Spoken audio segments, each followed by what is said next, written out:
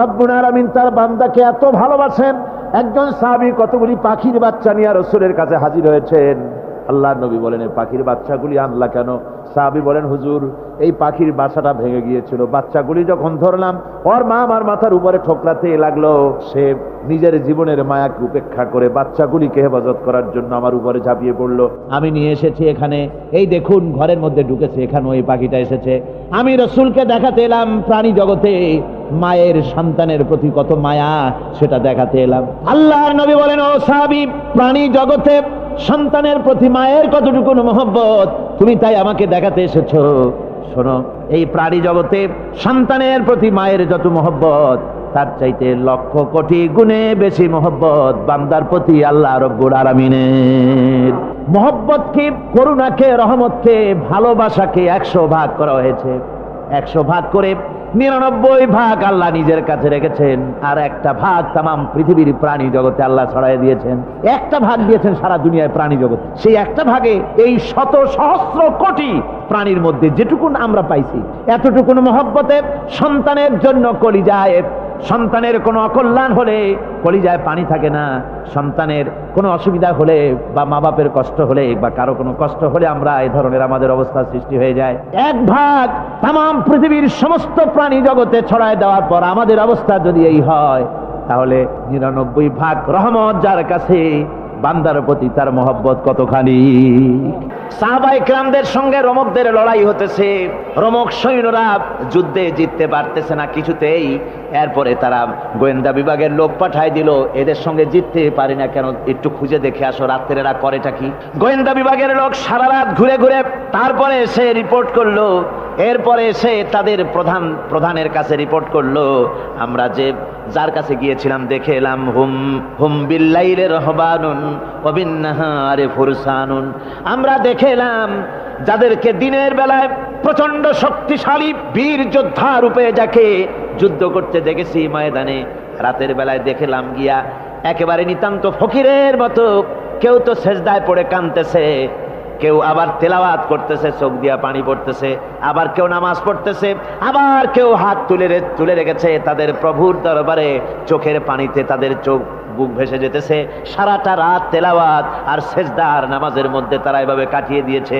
সেনাপতি এই রিপোর্ট শোনার পরে বললেন, ও গোয়েন্দা বিভাগের লোকেরা, আমার রোমক সৈন্যরা শোনো, যে জাতির নৈতিক মান এত উচ্চে, ওই জাতির সঙ্গে যুদ্ধ করা মানে আমাদের আত্মহত্যা করার শামিল। এদের সাথে কিছুতেই আমাদের পক্ষে পারা সম্ভব না। হ্যাঁ, এদের সাথে পারা যাবে যদি এই সম্পর্ক নষ্ট করে দেওয়া যায়। আল্লাহর সাথে তাদের এই গভীর সম্পর্ক যেটা আছে, এই সম্পর্ক নষ্ট করে দিতে হবে, তাহলেই কেবলমাত্র সম্ভব হবে। এদের নৈতিক চরিত্র ধ্বংস করার জন্য প্রচেষ্টা চালাও, তাহলে হয়তো আমরা কামিয়াব হতে পারবো। আমার বন্ধুগণ, এই জন্য গভীর রাত্রে যারা ইমানদার ব্যক্তি, তাদের জন্য গভীর রাত্রে জাগার একটা ব্যবস্থা আল্লাহ পাক বলেছেন। ইমানদার ব্যক্তিদের জন্য এটা হলো 2 নম্বরের বৈশিষ্ট্য। ওয়াল্লাযীনা ইয়াকুলুনা রাব্বানা সরিফ আন্না আযাবা জাহান্নাম ইন্না আযাবাহা কানা গরামা। রহমানের বান্দার, খাঁটি বান্দার 3 নম্বরের বৈশিষ্ট্য হচ্ছে এই, তারা আল্লাহ রব্বুল আলামিনের দরবারে হাত তুলে ফরিয়াদ জানায়, আল্লাহর কাছে মোনাজাত করে, আল্লাহ রব্বুল আলামিনকে বলে, আয় আল্লাহ, হে আমার প্রভু, আয় আমার রব, জাহান্নামের আগুন থেকে দয়া করে আমারে বাঁচাও। জোরে বলেন আমিন, জোরে বলেন আমিন। জাহান্নামের বর্ণনা আমরা এই মাহফিলে করেছি, করি নাই? মনে আছে? দারুণ কঠিন জায়গা, অত্যন্ত কঠিন জায়গা, মারাত্মক জায়গা জাহান্নাম। ওই জাহান্নামের জন্য আল্লাহর কাছে কাঁদতে হবে, মাপ চাইতে হবে জাহান্নাম থেকে। মুমিন ব্যক্তির 3 নম্বরের বৈশিষ্ট্যই তাই, সে বলবে, রব্বানা সরিফ আন্না আযাবা জাহান্নাম ইন্না আযাবাহা কানা গরামা। আয় আল্লাহ, তোমার জাহান্নামের শাস্তি থেকে তোমার কাছে মাপ চাই। আল্লাহ পাক বলেন, এই জাহান্নামের শাস্তি বড়ই প্রাণান্তকার হবে। ইন্নাহা সাআত মুস্তাকাররাও ওয়া মুকামা। জাহান্নাম হচ্ছে অবস্থানের জন্য অত্যন্ত নিকৃষ্ট, খুবই খারাপ জায়গা এই জাহান্নাম। কিন্তু মুসলমানদের অবস্থাটা ভিন্ন। মুসলমানেরা নেক আমল করে, ইবাদত বন্দি করে, তা সত্ত্বেও তার কলিজা কাঁপতে থাকে। সুবহানাল্লাহ, তার কলিজা কাঁপতে থাকে যে আমি যে ইবাদত করছি এই ইবাদত আল্লাহর দরবারে মঞ্জুর হচ্ছে কিনা। এই জন্য তার মন কাঁদতে থাকে। সে আমলের উপর নির্ভর করে থাকে না, সে আল্লাহর দয়ার উপরে নির্ভর করে। কিসের উপরে নির্ভর করে? আল্লাহর দয়া, আল্লাহর রহমতের উপরে নির্ভর করে। আর সে আল্লাহর কাছে কাঁদতে থাকে, রব্বুল আলামিন তুমি দয়া করে মেহেরবানি করে আমার হিসাব নিও না, আমার এই হিসাব করে যদি বেহেশতে দাও তাহলে তো বেহেশতে যাইতে পারবো না। কিয়ামতের দিন আল্লাহ রব্বুল আলামিন কোন মানুষকে যদি হিসাবের জন্য ধরে ফেলেন তাহলে ওই বান্দার আর জাহান্নাম ছাড়া কোনো পথ নাই। এই জন্য আল্লাহ শিখায় দিয়েছেন, বান্দা দোয়া কর, ওয়াদখিলনাল জান্নাতা বিগাইরি হিসাব, আয় আল্লাহ বিনা হিসাবে তোমার জান্নাত আমাকে দান করো। আবার হুজুর দোয়া করেছেন, আল্লাহুম্মা হাসিবনি হিসাবান ইয়াসীরা, আয় আল্লাহ তুমি আমার সহজ হিসাব নাও। পড়েন, আল্লাহুম্মা হাসিবনি হিসাবান ইয়াসীরা, হিসাবে ইয়াসির, সহজ হিসাব, আয় আল্লাহ তুমি আমার সহজ হিসাব নাও। এই হাদিসের ব্যাখ্যা এসেছে সহজ হিসাব কি? ব্যাখ্যা এসেছে সহজ হিসাবটা হচ্ছে আল্লাহ রাব্বুল আলামিন কিয়ামতের ময়দানে তার কোন বান্দাকে যদি রহমত করতে চান, কোন বান্দার প্রতি যদি দয়া করতে চান, কাউকে যদি ক্ষমা করতে চান, তাহলে আল্লাহ রাব্বুল আলামিন তাকে একটা পর্দার আড়ালে ডেকে নেবেন। একটি পর্দার আড়ালে রেখে নিয়ে আল্লাহ পাক জিজ্ঞেস করবেন, বান্দা তুই কি এই গুনাহগুলি করেছিলি নাকি, এইটা এই সব গুনাহ করেছিস নাকি? আল্লাহ জিজ্ঞেস করবেন বান্দাকে, অবস্থাটা কেমন হবে চিন্তা করেন, বান্দা এইগুলি করেছিস নাকি? বান্দা ভয়তে থরথর করে কাঁপতে থাকবে, কলিজা ভয়তে কাঁপতে থাকবে, অস্থির হয়ে যাবে। সে স্বীকার করবে, রব্বুল আলামিন তুমি যা বলেছো আমি এর সব অন্যায় আমার দ্বারা হয়েছে, আমি বুঝতে পারি নাই, আমাকে মাফ করে দাও। রব্বুল আলামিন বান্দাকে বলবেন, যা বান্দা আমি তোকে মাফ করে দিলাম, আমার জান্নাতে চলে যা। সুবহানাল্লাহ সুবহানাল্লাহ। সুতরাং জাহান্নামের শাস্তি থেকে সব সময়ের জন্য আল্লাহর কাছে মাফ চাইতে হবে। ওয়াল্লাযীনা ইযা আনফাকু লাম ইউসরিফু ওয়া লাম ইয়াকতুরু ওয়া কানা বাইনা যালিকা কাওয়ামা। রহমানের প্রকৃত খাঁটি বান্দা তারা, যারা নাকি যখন খরচ করে খরচের সময় বেহুদা খরচ করে না, আবার খরচের ভিতরে কার্পণ্যতাও তারা করে না। ওয়া কানা বাইনা যালিকা কাওয়ামা, এই দুইয়ের মাঝে তারা ভারসাম্য রক্ষা করে, মধ্যমনীতি অবলম্বন করে চলে। তার মানে হলো পয়সা আছে বলি এই পয়সা দিয়ে তারা মদ খায় না, জুয়া খেলে না, মিনা বাজার ইত্যাদি শয়তানি বদমাশি সিনেমা হল ইত্যাদি বানায়া পাপের বোঝা বাড়ায় না। তারা অতিরিক্ত কোনো খরচ করে না, আবার অর্থ পূজারী ব্যক্তির মতো কার্পণ্যতাও তারা করে না। দুইয়ের মাঝে তারা ভারসাম্য রক্ষা করে। এক শ্রেণীর লোক আছে মাল শুধু জমায়, খরচ টরচ করে না। কোরআন শরীফে বলা হয়েছে, আল্লাযী জামা মালান ওয়া আদ্দাদা, মাল জমা করে আর গুনতে থাকে, মাঝে মধ্যে আবার টেলিফোন করে, হ্যালো সোনালী ব্যাংকের ম্যানেজার সাহেব নাকি? বলে হ্যাঁ, দেখুন তো আমার আমলনামাটায় কত আছে এখন। হিসাব টিসাব করে আর তাড়াতাড়ি, এখন তো আর আমলনামা দেখতে সময় লাগে না, তাড়াতাড়ি দেখা যায়। আগে যেমন ব্যাংকে গিয়ে জানতে কেউ চাইতো যে আমার ডেবিট কত, ক্রেডিট কত, ব্যালেন্স কত ইত্যাদি জানতে চাইলে তাকে একেবারে সেই লেজার খোলা লাগে, বিরাট বিরাট বই, বড় বড় কিতাব যা গরুর গাড়ি দিয়ে টানা লাগে, এত বিশাল বিশাল বই ছিল। এখন সেগুলি সংক্ষিপ্ত হয়ে একেবারে কম্পিউটারের মধ্যে ঢুকানো হয়েছে। কম্পিউটারের ভেতরে রয়েছে একটা ছোট্ট যন্ত্র যার নাম হলো মাইক্রোচিপস, একেবারে এতটুকু ছোট্ট মাইক্রোচিপ। এই মাইক্রোচিপসের ভেতরে হাজার হাজার ক্লায়েন্টসদের ডেবিট ক্রেডিট, তাদের ট্রানজেকশন, তাদের ব্যালেন্স সব কিছু রয়ে গেছে। আপনি যখনই জিজ্ঞেস করবেন সে বাটন একটা দাবালো আর সাথে সাথে স্ক্রিনে এসে গেল আপনার নাম কি, বাপের নাম কি, দাদার নাম কি, কত টাকা জমা করছিলেন, কোন কোন তারিখে উঠাইছেন, আছে কত, নিছেন কত, 14 গোষ্ঠীর ইতিহাস একটা চাপে চলে আসে। তো আমি মানুষকে এভাবে বলি যে এই বুদ্ধিটা যিনি দিলেন, লোকেরা বলে তো কয় যে কিয়ামতের দিন আল্লাহ নাকি আমলনামা দিবে মানুষের সামনে হাজির করিয়া, ইমানদারের সামনের থেকে ডান হাতে, বেঈমানের পিছন থেকে কোন হাতে, বাঁ হাতে। এখন ওই আমলনামা সারা জীবনে যত কথা বলছি, যত কাজ করছি সব তাতে লেখা থাকবে। তাহলে সেটা তো একটা বিশাল একটা বই হবে, তো আমরা হাতে করে ধরবই বা কেমনে, আর ওটা হবেই বা কেমনে, আর ওটা পড়বই বা কেমনে। এখন তো বুঝতে সহজ হয়েছে কেমনে পড়বেন। মানুষের মাথায় যদি এই বুদ্ধি আসে, একটা ছোট্ট মাইক্রোচিপসের ভেতরে যদি হাজার হাজার ক্লায়েন্টসদের কোটি কোটি শত শত সহস্র কোটি একটা মাইক্রোচিপসের ভিতরে ঢুকানো যায়, তাহলে এই বুদ্ধি যিনি দিলেন তিনি বুঝি এর চাইতেও ছোট্ট বইয়ের মধ্যে আপনার আমলনামা উঠে দিতে পারবে না নাকি? যারা বলেন পারবে কিনা? নিশ্চয়ই পারবেন, 1000 বার পারবেন। বন্ধুগণ, সুতরাং এরা মাল জমা করে আর গোনে, জিজ্ঞেস করে ম্যানেজার সাহেব কত হয়েছে, বলে যে এত লক্ষ এত। তখন আবার চিন্তা হয় যে আরো কত টাকা জমাইতে পারলে কোটি হয়, তারপরে আরো 200 কোটি হয়। এভাবে তারা জমাইতে থাকে, খরচ করে না। তো এ ব্যাপারে সন্তানের জন্য, সন্তানদের জন্য খরচ যেটা লাগে সেটা স্ত্রী পুত্র সন্তান আত্মীয় স্বজন যে আছে যা তাদের জন্য যে পরিমাণ খরচ করা লাগে তা যদি না করে তাহলে এটা হচ্ছে বখিলি। আর খরচ করতে গিয়ে যদি বেশি করে তাহলে সেটা হচ্ছে বেহুদা খরচ। এখন এই বেহুদা খরচ থেকে আমাদেরকে বাঁচতে বলা হয়েছে। বিষয়টা হচ্ছে নিজের আত্মীয় স্বজন সন্তান সন্ততির জন্য খরচ করতে হবে যা লাগে তাই। আর আল্লাহর রাস্তায় যখন দেওয়ার কথা আসে তখন প্রাণ খুলে দান করতে হবে। দেখেন, লোকেরা যখন আল্লাহর রাস্তায় দান করতে বলা হয় পকেটের মধ্যে হাত দিয়ে তারপর আঙ্গুল অনেক সময় কষাকষি করে। একজনে জিজ্ঞেস করলাম, মিয়া পয়সা দিবাতে এত পকেটে হাত রাখিয়া বাইরে করো না মোটে? কয় যে ঘষে দেখতেছি শিখি না 10 পাই। তাহলে এইভাবে আল্লাহর রাস্তায় দেওয়ার সময় এই যে কার্পণ্যতা, এই কার্পণ্যতা মানুষকে তাকে শেষ করে দেয়, তার ঈমানকে নষ্ট করে দেয়। আর পয়সা আছে বলে বেশি খরচ করতে হবে, যেমন বিবাহে লোকেরা খরচ করে আমাদের দেশে। কোরবানি করতে গিয়ে খরচ করে। হ্যাঁ, কোরবানি করবেন, আপনি ভালো একটা কোরবানি করবেন, আপনার পয়সা যেমন আছেন তেমন। কিন্তু 50,000 টাকা দাম দিয়ে একটা গরু কিনা সেই গরুর গলায় মালা দিয়া এরপরে সারা শহরে প্রদর্শনী করতে হবে, এর কোনো যুক্তি নাই। আছে কোনো যুক্তি? যদি তা হয় তাহলে ওই গরু যিনি কেনেন তারও গলায় মালাই দিয়া দুজনে একসাথেই ঘুরানো দরকার, বুঝলেন? আমার বন্ধুগণ, আপনি কোরবানি করবেন, কোরবানি আপনার 10,000 টাকায় হয়ে যেতে পারে, 15,000 টাকায় হয়ে যেতে পারে। বাকি টাকাগুলি আল্লাহর রাস্তায় খয়রাত করে দেন। কত গরিব আত্মীয় আছে তাদের দিয়ে দেন। 50,000 টাকা দিয়ে বিরাট বাজারের সেরা গরু খরিদ করে কোরবানি দিচ্ছেন। অর্থটা কি? মানুষকে দেখাচ্ছেন আল্লাহর দরবারের গোশত যাবে না, চামড়া যাবে না, রক্ত যাবে না, যাবে আপনার নিয়ত। কি যাবে? নিয়ত। সুতরাং আল্লাহর রাস্তায় যখন খরচ করবেন সেই খরচ করার ব্যাপারে তখনও নিয়তটা দেখতে হবে। হালাল পথে খরচ করতে গেলেও নিয়তটা দেখতে হবে, এবং তখনও বেহুদা খরচ করা যাবে না। বিবাহে যেভাবে খরচ আজকাল করে মানুষেরা, হুজুর সাল্লাল্লাহু আলাইহি ওয়াসাল্লাম বলেছেন যে বিবাহে যত খরচ কম সেই বিবাহ তত বরকতপূর্ণ।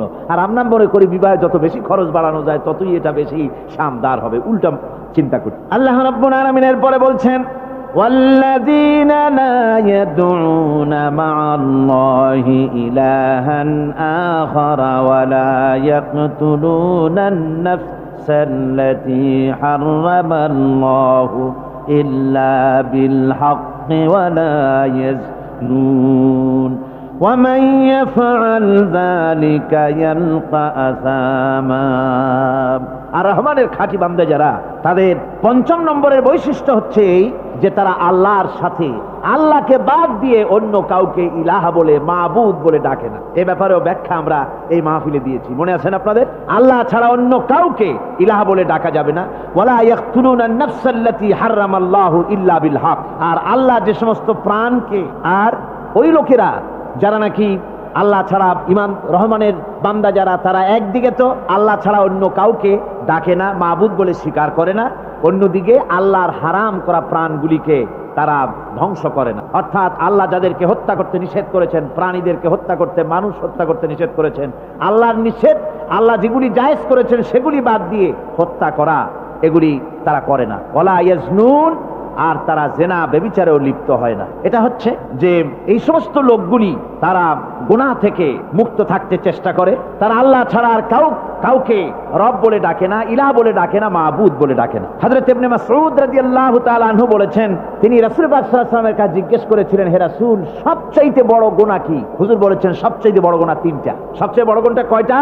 রাসূল পাক সাল্লাল্লাহু আলাইহি ওয়াসাল্লাম বলেছেন সবচাইতে বড় গুনাহ হচ্ছে 3টি। একটি হচ্ছে, তুমি যদি কাউকে আল্লাহর সমতুল্য প্রতিদ্বন্দ্বী বানিয়ে যদি তার কাছে কিছু চাও, তাহলে এটা সবচেয়ে বড় গুনাহ। সন্তান দিতে পারেন আল্লাহ, তোমাকে রোগমুক্ত করতে পারেন আল্লাহ, আল্লাহ যা করতে পারেন এই সব বিষয়গুলি যদি মানুষের কাছে চাও, তাহলে তুমি আল্লাহর জায়গায় তাকে বসালে, এটা সবচেয়ে বড় গুনাহ। আর 2 নম্বরের গুনাহ হচ্ছে, নিজের সন্তান তোমার খাবার খাবে, তোমার খাবারে সন্তান ভাগ বসাবে, এই ভয়তে সন্তানকে হত্যা করা, এটাও বিরাট পাপ। আর 3 নম্বরে হচ্ছে প্রতিবেশীর স্ত্রীর সঙ্গে জেনা করা, এটা হলো আরেকটি। মোট 3টি গুনাহ বলেছেন রাসূলুল্লাহ, সবচাইতে মারাত্মক গুনাহ। তার মধ্যে এই গুনাহগুলি তো আমাদের সমাজে চালু আছেই। একদিকে সমাজের ভেতরে রয়েছে আল্লাহ ছাড়া মানুষের কাছে, মাজারের কাছে গিয়া, কবরের কাছে গিয়া, কবরওয়ালার কাছে চাওয়ার এই রেওয়াজ চালু আছে।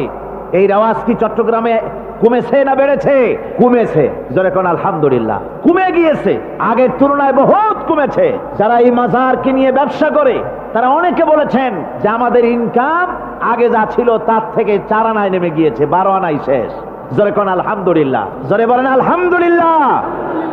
এই মাজার পূজা থেকে বাঁচতে হবে। 2 নম্বরে রয়েছে সমাজের ভিতরে চালু আছে এই যে সন্তান হত্যা করা, এই হত্যা করার এক রেওয়াজ চালু আছে। এরপরে রয়েছে এমনি মানুষকে হত্যা করা।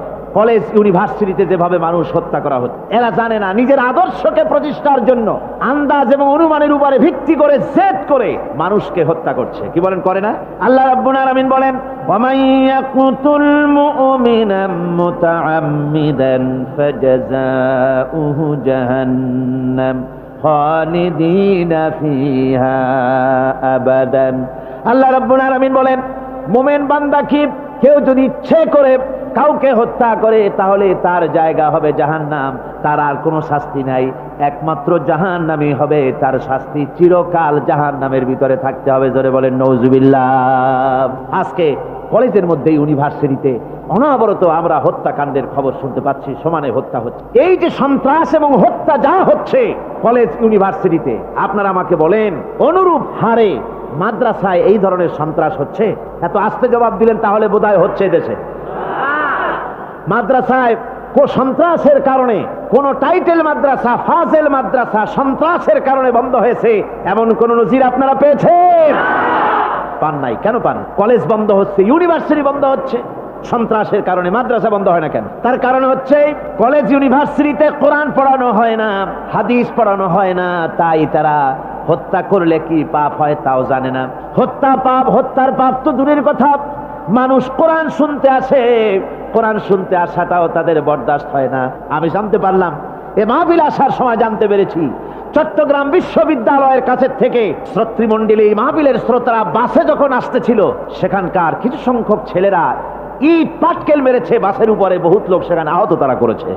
নাউজুবিল্লাহি মিন যালিক। কি শিক্ষা দেওয়া হচ্ছে সেখানে? কিন্তু মাদ্রাসায় তো হচ্ছে না। কেন হয় না? তার কারণ হচ্ছে মাদ্রাসাগুলিতে কোরআনে কারীম পড়ানো হয়, রাসূলুল্লাহর হাদিস পড়ানো হয়, সেখানে জানানো হয়, এই কথাগুলি পড়ানো হয়। যদি কেউ কাউকে হত্যা করে জাহান্নাম ছাড়া কোনো জায়গা থাকবে না, চিরকাল জাহান্নামে থাকতে হবে, এই ভয়তে ওরা হত্যার ভিতরে যায় না। এই জীবন জীবন নয়, পরকাল আছে, কিয়ামতের দিন আল্লাহর দরবারে দাঁড়ায়া জীবনের সবকিছুর হিসাব দিতে হবে। এই জন্য তারা এসব জানে বলে, এসব তাদের রক্তে মাংসের ভিতরে ঢুকানো আছে বলে তারা চুরি ডাকাতি জেনা ব্যভিচার হত্যার দিকে তত যায় না যত এরা যায়। ঠিক কিনা বলে? কলেজ ইউনিভার্সিটিতে আজকে কোরআন শরীফ পড়ানো হয় না। মাদ্রাসা এবং মসজিদে, মাদ্রাসাগুলিতে যে কারণে সন্ত্রাস হয় না, ওই কারণটা যদি কলেজ ইউনিভার্সিটিতে ঢুকানো যায় তাহলে সন্ত্রাস বন্ধ হতে পারে। ঠিক কিনা কর? আমার ভাইরা, আজ বাংলাদেশে যে কয়টা ইউনিভার্সিটি আর যতগুলি কলেজ আছে, এদেশের সাধারণ মানুষের রক্তার্জিত পয়সা দিয়েই এই কলেজ ইউনিভার্সিটি চালানো হয়, কিন্তু সেখানে কোরআন শরীফের তাফসীর পড়ানো হয় না, হাদিস শরীফ পড়ানো হয় না। হয় সব পড়ানো হয়, কিন্তু কোরআনে কারীমের তাফসীর পড়ানো হয় না, হাদিস শরীফ পড়ানো হয় না। যদি ওই কলেজ ইউনিভার্সিটির ছাত্রগুলিকে কোরআন শরীফ পড়ানো হতো, কোরআনের তাফসীর পড়ানো হতো, কলেজ ইউনিভার্সিটিতে হাদিস শরীফ যদি পড়ানো হতো, ইসলামের অর্থনীতি সমাজনীতি যদি পড়ানো হতো, তাহলে কলেজ আর ইউনিভার্সিটি গোটা জাতিকে মাস্তান আর গুন্ডা উপহার দিত না, খালিদ বিন ওলীদের মতো মুজাহিদ উপহার দিত। জোরে বলেন সুবহানাল্লাহ। আজকে গোটা জাতির চিন্তা চেতনা ধারণার বহির্ভূত সেখান থেকে সন্তান আমরা পাচ্ছি। আজকে সেখানে ছেলে পাঠাচ্ছে বাপ, ছেলে পাঠাচ্ছে, ছেলে লেখাপড়া করে সেখান থেকে ভালোভাবে পাশ করে আসবে, চাকরি বাকরি করবে, মা বাপের সুখের কারণ হবে। কিন্তু দেখা যায় কিছুদিন পর সেখান থেকে চলে আসে সন্তান লাশ হয়ে বাপের ঘরে ফিরে এলো। কি শিক্ষা হচ্ছে? এই শিক্ষা ব্যবস্থার আমূল পরিবর্তন হওয়া দরকার। আপনারা অবাক হবেন, শিক্ষা ব্যবস্থার পরিবর্তন হওয়া দূরের কথা, কোরআন হাদিস কলেজ ইউনিভার্সিটিতে পড়ানো তো দূরের কথা, নামাজের জন্য কোনো তাগিদ নাই। কোন কলেজে কোন ইউনিভার্সিটিতে এরকমের তাগিদ আছে যে যারা মুসলমান ছাত্র জোহরের আযান হয়ে যাবে সব ছাত্র শিক্ষককে বাই হুক এন্ড ক্রুক মসজিদে যেতে হবে, 5 ওয়াক্ত নামাজ বা জামাত আদায় করতে হবে, এমন হুকুম আছে? আছে। এরপরেও ছেলেরা যে যতটুকুন ভালো আছে, ও তো বাস ভাঙছে ইউনিভার্সিটির সামনে পাইয়া, ওরা লাঠি ঝাঙ্গা নিয়ে যে দূর আসে না, এই তো কপাল। কথা বুঝতে পেরেছেন? ওদের তো কিছু শিখানো হয় না, কিচ্ছু, অর্থাৎ চরিত্র সৃষ্টি তাদের করানো হয় না। নামাজের তাগিদ নাই, রোজার তাগিদ নাই, ও যেন একটা আলাদা জগৎ। যুবতী মেয়ে, যুবতী ছেলে, যুবক ছেলে পড়াশোনা করে কো এডুকেশন, সহশিক্ষায় একসাথে, যুবক পুরুষ আর যুবতী মহিলা একসাথে ওঠা বসা করছে, একসাথে পিকনিক করতে কোথায় হারায় যাচ্ছে, কি করতেছে না করতেছে দেখারও কেউ নাই। জোরে কর নাউজুবিল্লাহ। আজ তাই এক কথায় ইউনিভার্সিটিকে এদেশের একজন কবি বলেছিলেন ডাকাতদের গ্রাম।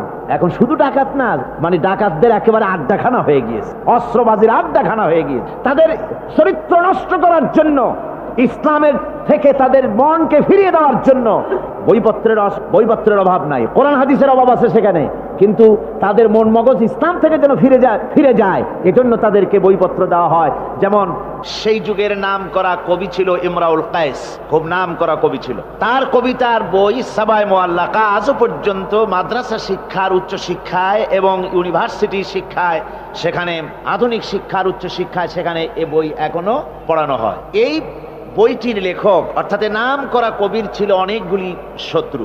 একদিন তার প্রাণের শত্রু তাকে ঘিরে ফেলেছে মরুভূমির ভেতরে, বলছে, তারা দুজন ছিল সংখ্যায়, বলল যে তোমাকে আমরা হত্যা করব। ইমরাউল কায়েস যখন দেখলো যে এদের হাত থেকে বাঁচার কোনো পথ নাই, তখন সে বলল, দেখো তোমরা তো আমাকে মারবে, কিন্তু একটা কথা আমি তোমাদেরকে বলি, আমাকে মারার পরে আমার দুটো মেয়ে আছে, মেয়ে দুটিকে একটি খবর পৌঁছে দেবে। কি খবর? বলে আমাকে মারার পর আমার বাড়ি গিয়ে মেয়ে দুটিকে গিয়ে বলবে, ইয়া বানাতি ইমরাউল কায়েস ইন্না আবাকুমা। বাস এই কথাটুকুন বলে দেবে। তো যারা হত্যা করবে তারা চিন্তা করলো যে এই কথার দ্বারা তো আমরা হত্যা করেছি, তা তো প্রমাণিত হবে না, সুতরাং মারতে অসুবিধাটা কি। তারা মেরে ফেললো।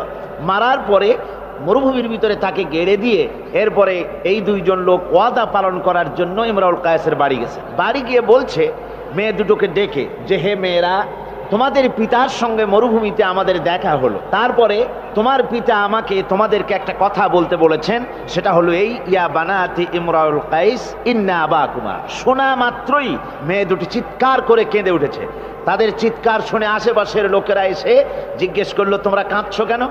কয় যে এই দুটি লোক আমার পিতাকে হত্যা করেছে। কয় কি করে বুঝলে?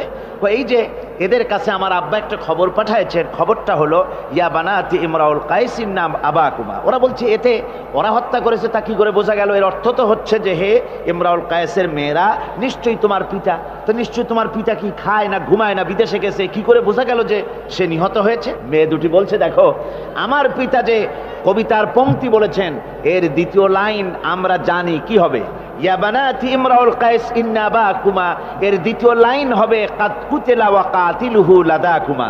এর দ্বিতীয় লাইন হবে নিশ্চয়ই তোমার পিতা নিহত আর হত্যাকারীরা দুজনই তোমাদের সম্মুখে উপস্থিত।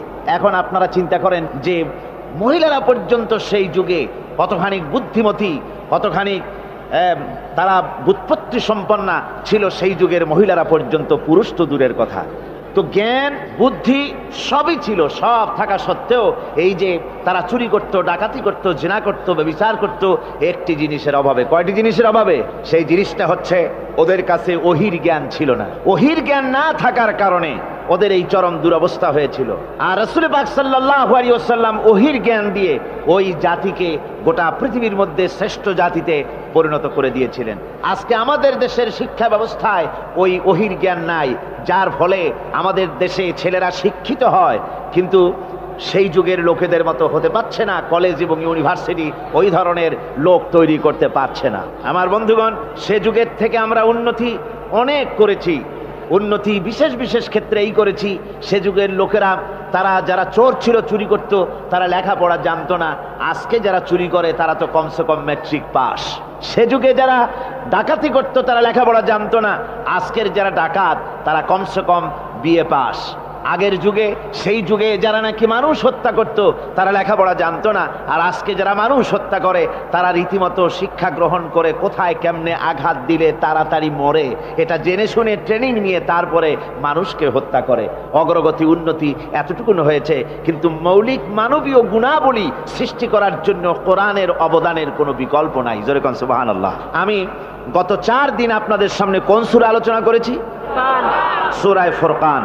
আমি সূরাটিকে শেষ করতে পারবো না, মানে মাঝখান থেকে আলোচনা করতে পারবো না, যেহেতু সময় নেই, আজকেই তো শেষ হয়ে যাবে।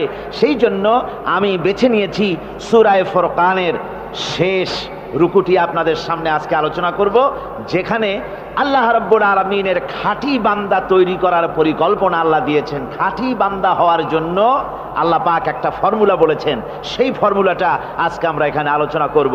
এই ফর্মুলা দিয়েই জনাবে মুহাম্মদ রাসূলুল্লাহ সাল্লাল্লাহু আলাইহি ওয়াসাল্লাম একটি সুন্দর সমাজ সৃষ্টি করেছিলেন। একটি আর্থসামাজিক সুন্দর সমাজ বিনির্মাণে যে ধরনের লোক তৈরি করা দরকার ছিল, এই কোরআনে কারীমের মাধ্যমেই রাসূল পাক সে ধরনের লোক তৈরি করেছিলেন। আসুন শয়তানের ওয়াসওয়াসা থেকে পানাহ চেয়ে নিয়ে আমরা কথা শুরু করি। আউযু বিল্লাহি মিনাশ শাইতানির রাজীম। বিসমিল্লাহির রাহমানির রাহিম। মুফিজুর রহমান সাহেব আমাকে খবর দিলেন, ওনার কাছে খবর এসেছে যে মানুষ ভিড়ে এবং চাপে শ্বাসরুদ্ধ হয়ে মরে যাওয়ার উপক্রম হয়ে যাচ্ছে বিভিন্ন জায়গায়। তা আমি আপনাদেরকে অনুরোধ করব, যিনি যেখানে আছেন সামনের দিকে বাড়ার কোনো চেষ্টা করবেন না। রাস্তায় থাকেন, ড্রেনের পাশে থাকেন, গাছের উপরে থাকেন, ছাদের উপরে থাকেন, যেখানে থাকেন সেখানে বসে পড়েন। রাস্তা তো ট্রাফিক বন্ধ করে দেওয়া হয়েছে, গাড়ি ঘোড়া এসব রাস্তায়, এ মাহফিলের চারদিকের সমস্ত রাস্তার গাড়ি ঘোড়া বন্ধ করে দেওয়া হয়েছে। ফলে আপনারা রাস্তার উপরে বসে পড়েন, দাঁড়িয়ে থাকবেন না। দাঁড়াতে গেলেই মানুষের চাপে হেলাদোলা করবেন, পড়ে যাবেন, হাত পা ভেঙে যাওয়ার প্রাণান্তকার দশা হওয়ার সম্ভাবনা হবে। সুতরাং আমি সকলকে অনুরোধ করছি, মেহেরবানি করে কোরআনের সম্মানে, এ মাহফিলের সম্মানে আপনারা যার যার জায়গায় বসে পড়েন। কেউ দাঁড়িয়ে থাকবেন না, আর মোটেই চাপাচাপি করবেন না, কেউ কথা বলবেন না, আর দাঁড়াবেনও না। শয়তানের ওয়াসওয়াসা থেকে পানাহ চেয়ে পরম করুণাময় আল্লাহ রাব্বুল আলামিনের নামে শুরু করছি।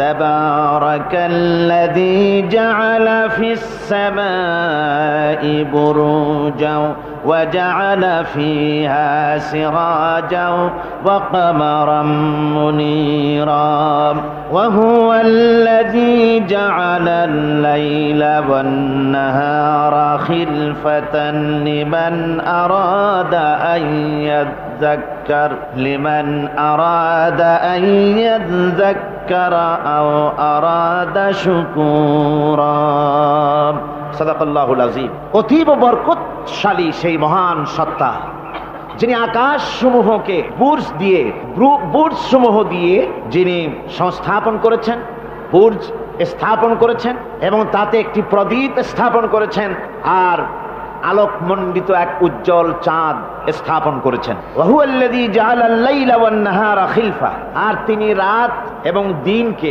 পরস্পরের স্থলাভিষিক্ত বানিয়েছেন।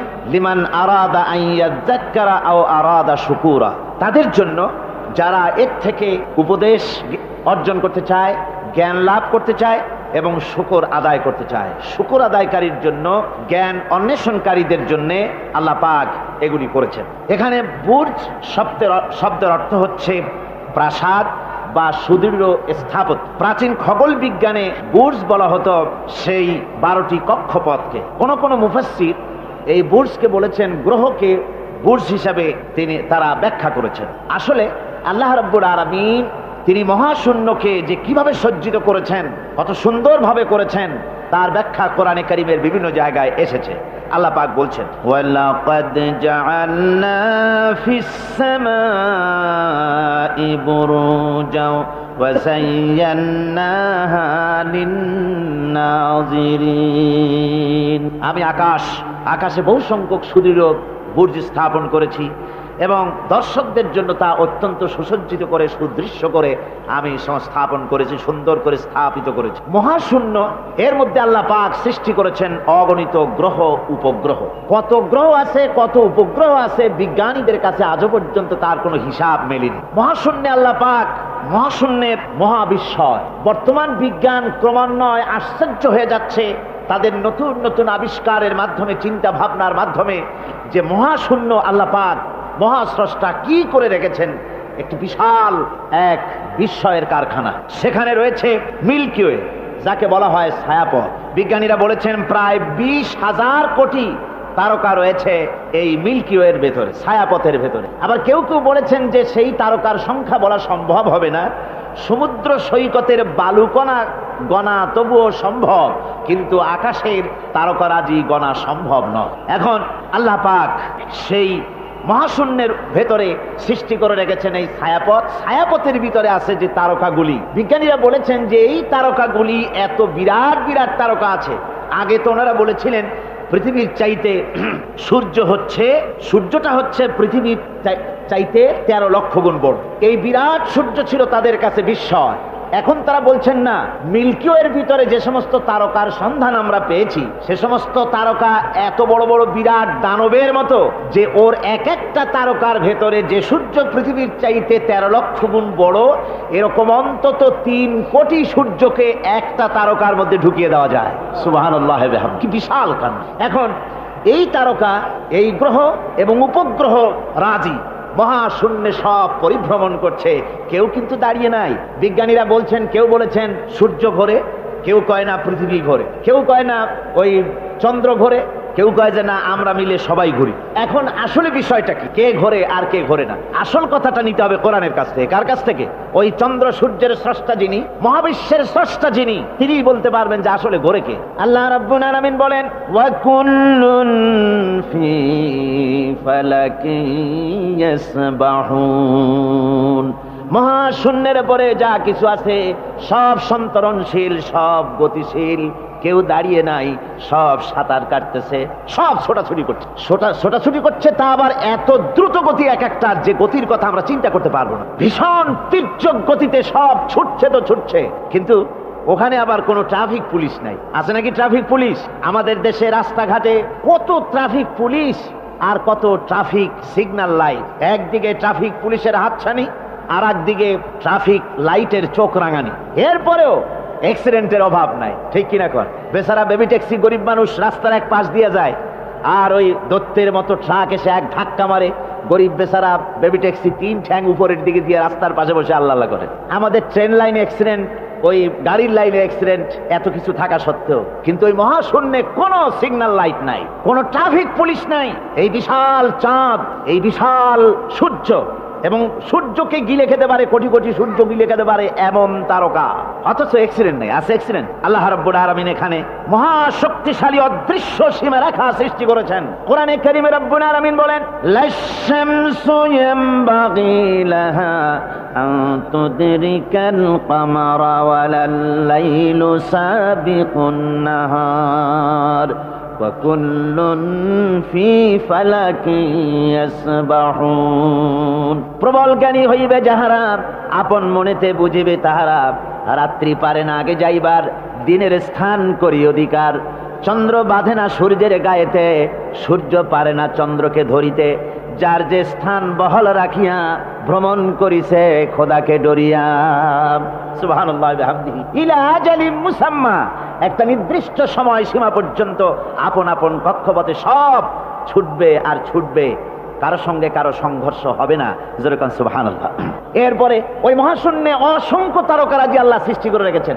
এত সুন্দর সুন্দর তারকা আল্লাহ বানিয়েছেন। আল্লাহ রাব্বুল আলামিন বলেন, ওয়ালাকাদ যায়্যানাস সামাআদ দুনিয়া বিমাসাবিহা ওয়া জাআলনাহা রুজুমান লিশ-শায়াতিন।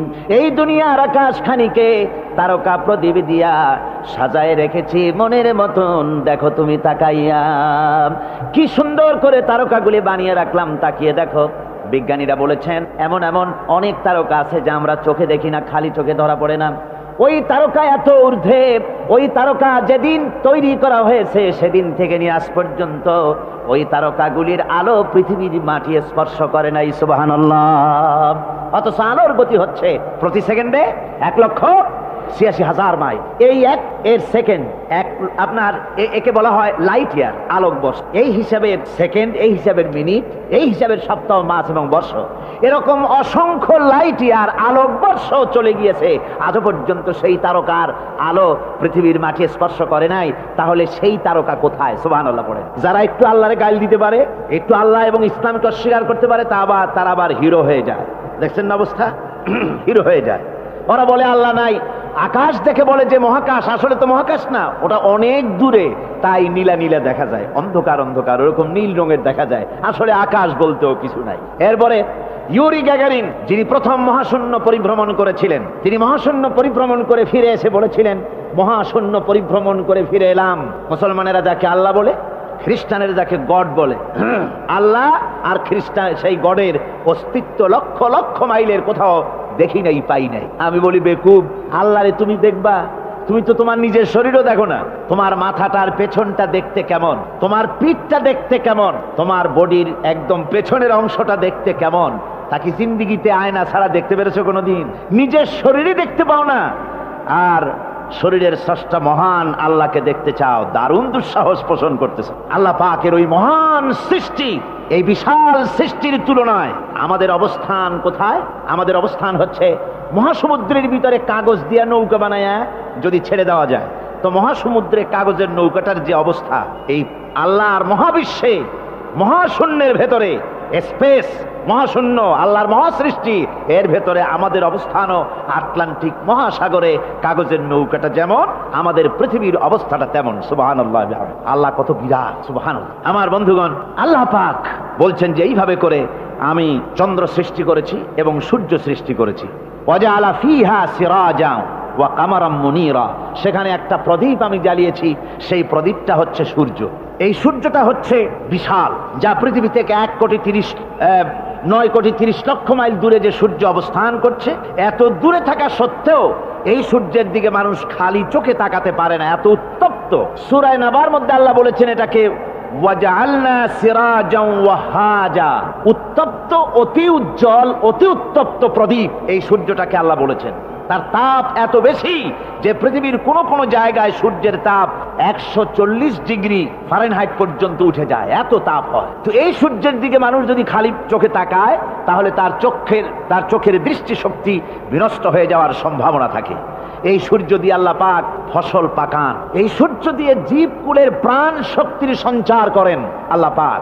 এই সূর্য, বিজ্ঞানীরা বলেছেন, একটা বই আছে, লেখকের নাম আমার মনে নাই, man does not stand alone. এই বইয়ের ভিতরে এই বিজ্ঞানী লিখেছেন, আল্লাহর সৃষ্টি রহস্য সম্পর্কে লিখেছেন যে সূর্য যেখানে এখন আছে, স্রষ্টা নিশ্চয়ই একজন আছেন, তিনি বলছেন যে সূর্য যেখানে আছে ওখান থেকে যদি কিছু নিচে নেমে আসতো সূর্য, তাহলে গোটা পৃথিবী পুড়ে ছাই হয়ে যেত।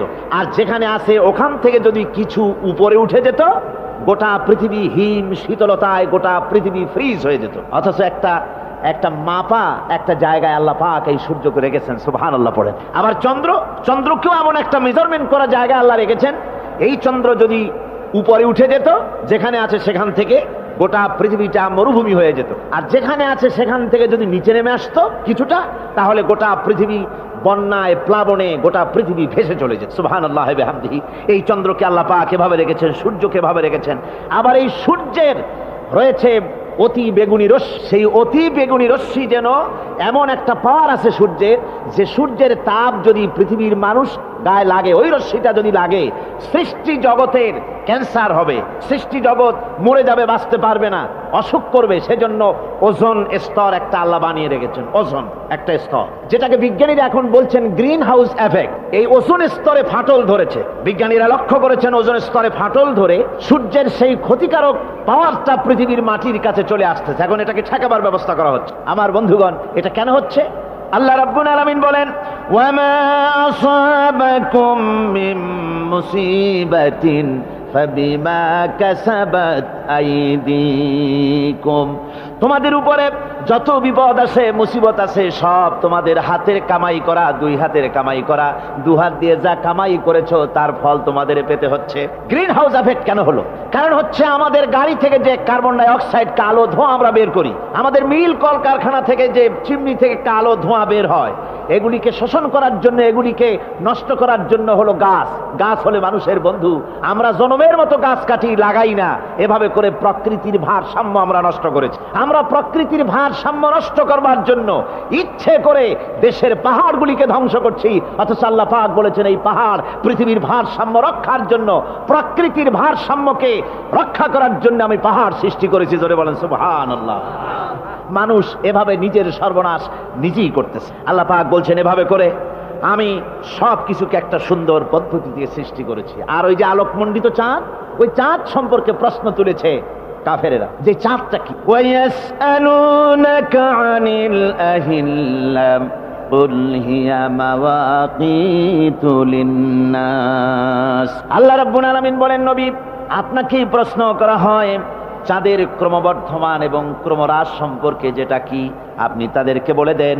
আমি এই চাঁদকে একটা প্রাকৃতিক ক্যালেন্ডার বানায়া, চিরস্থায়ী ক্যালেন্ডার বানিয়ে তাম পৃথিবীর মানুষের জন্য আকাশে ঝুলায় রেখেছি, মহাশূন্যে টানায় রেখেছি, যেন প্রতিদিন রাত্রিবেলায়, দিনের বেলায়, রাতের বেলায় তারা দিন রাত মাস বছর গণনা করতে পারে। এই জন্য বিনা পয়সার একটা ক্যালেন্ডার আমি ঝুলায় রাখছি। জোরে বলেন সুবহানাল্লাহ।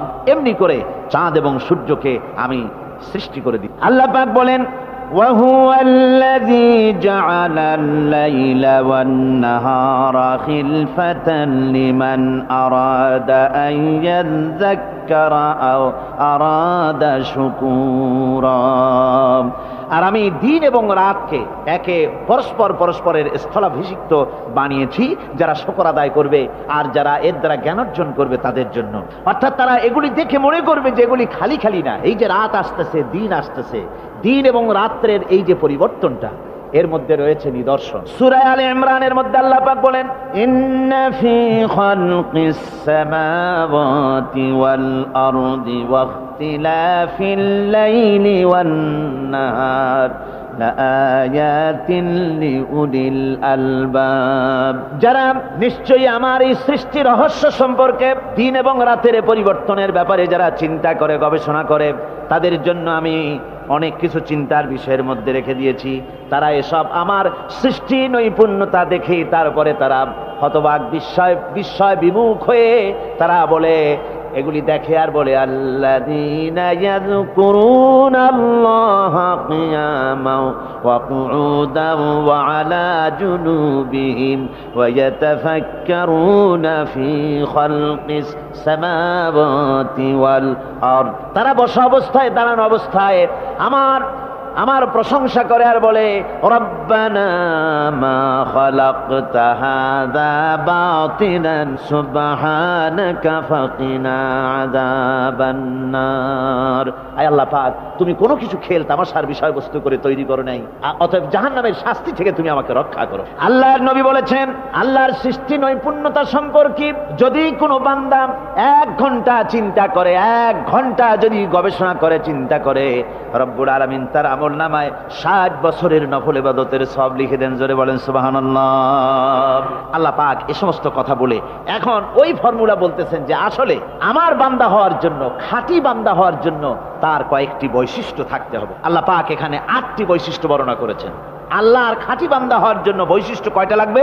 8টি। বেহেশত কয়টা? বেহেশত কয়টি?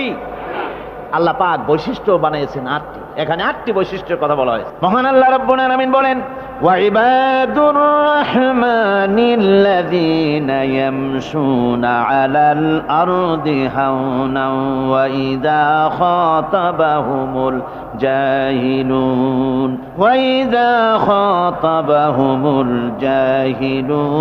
ক্বালু সালামা। রহমানের খাঁটি বান্দা তারা, রহমানের আসল বান্দা তারা, যারা নাকি জমিনের উপর থেকে যখন হাঁটে খুব বিনয় বিনম্রতার সাথে তারা চলে। ওয়াইদা খাতাবাহুমুল জাহিলুন, আর যখন জাহিলরা তাদের সঙ্গে কথাবার্তা বলতে আসে তখন তারা তাদেরকে বলে, তোমাদের প্রতি সালাম, এই বলে তারা চলে। অর্থাৎ এই 8টি বৈশিষ্ট্যের প্রথম বৈশিষ্ট্য ধরা হয়েছে চালচলনকে।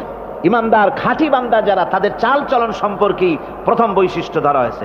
তার মানে হচ্ছে নির্লজ্জ, স্বৈরাচার, মাস্তান, গুন্ডা, বদমাশ, অত্যাচারী, এদের চাল চলন এক ধরন। আবার অন্যদিকে ব্যক্তিত্ব সম্পন্ন, মর্যাদাবান, এরপরে শিক্ষিত, ভদ্র, মার্জিত, তাদের চালচলন ভিন্ন ধরনের। এই 2 শ্রেণীর চালচলন কি একরকম হয় নাকি? একরকম হয় না। তার কারণ হচ্ছে ব্যক্তির চালচলনের মাঝেই তার অবস্থাটা বোঝা যায় যে আসলে লোকটি কেমন। আল্লাহ রাব্বুল আলামিন এই কথার দ্বারা এটা প্রমাণ করতে চান যে মোমেন বান্দা যারা হবে, আল্লাহর খাঁটি বান্দা যারা হবে, তাদের পরিচয় দেওয়া লাগবে না। তাদের চালচলন দেখে, তাদের হাঁটা দেখে, তাদের চলা দেখে, তাদের বলা দেখে, তাদের আচরণ দেখে লোকেরা বুঝতে পারবে যে ইনি হচ্ছেন আল্লাহর একজন খাঁটি বান্দা, একজন মোমেন ব্যক্তি, একথা বুঝতে পারবে। আর সে ব্যক্তি জমিনের উপরে চলবে খুবই বিনম্র ভাবে। কোরআনে কারিমে অন্য জায়গায় আল্লাহ রাব্বুল আলামিন বলেছেন, ولا تمش في الأرض مرحا إنك لن تخرق الأرض ولن تبلغ الجبال طولا আমার জমিনের উপরে অহংকারের পদবরে হেঁটো না, আমার জমিনের উপরে অহংকার করে জমিনের উপরে হেঁটো না। তুমি জমিনের উপরে অহংকার করে হেঁটে পদাঘাত দিয়ে আমার এই জমিনকে ফাটায় দিতে পারবে না, আর তুমি লাভ দিয়ে আমার আকাশে আমার পাহাড়ের উচ্চতাও তুমি ছাড়িয়ে যেতে পারবে না। অহংকার করে কেউ কি পায়ের আঘাত দিয়ে জমিনটাকে ফাটায় দিতে পারে? কি বলেন, পারবে? আর অহংকার করে লাভ দিয়ে পাহাড়ের উচ্চতাও কি কেউ ছাড়িয়ে যেতে পারবে? পারবে না। সুতরাং অহংকার, মোমেন ব্যক্তি যারা, তারা অহংকার করতে পারে না। অহংকার মোমেনের স্বভাব নয়। অহংকার করতে পারে কেবলমাত্র আল্লাহ রাব্বুল আলামিন। অহংকার হচ্ছে আল্লাহ পাকের ইজার। অহংকার কে করতে পারেন? আল্লাহ পাক করতে পারেন। মানুষের অহংকার শোভা পায় না। মানুষ, তোমার আবার অহংকার কিসের?